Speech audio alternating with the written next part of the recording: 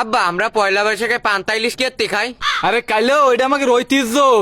কিন্তু আব্বা পান্তা ভাত মানে তো বাসি ভাত। হ্যাঁ সারা বছর তুমি মার সাথে জ্ঞান জাম্বা দাও পান্তা ভাত খাবা না বলে, আরে এখন পান্তা ভাত খেয়ে ফেসবুকে স্ট্যাটাস দিচ্ছ।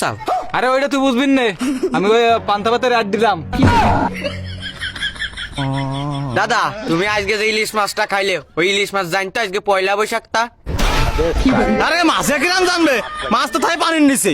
মানে যার বিয়ে তার খোঁজ নেই, পাড়া প্রতিবেশীর ঘুম নেই। হ্যাঁ ওই রকমই। জন্মদিন তোমার আর কেক কাটিয়েছে উলো কাকা, তা মাস্টার কাছে পারমিশন নিলে যে বাজি হবে কিনা? মগা তো সওয়াল কিন্তু সামলা, তো সওয়াল কিন্তু বেশি বক দিয়েছে।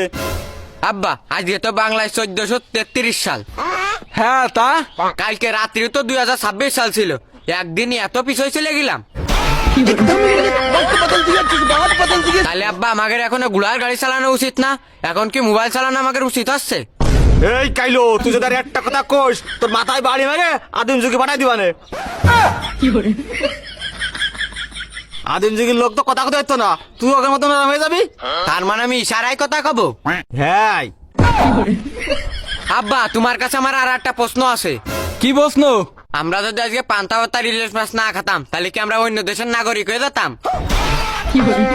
কেন?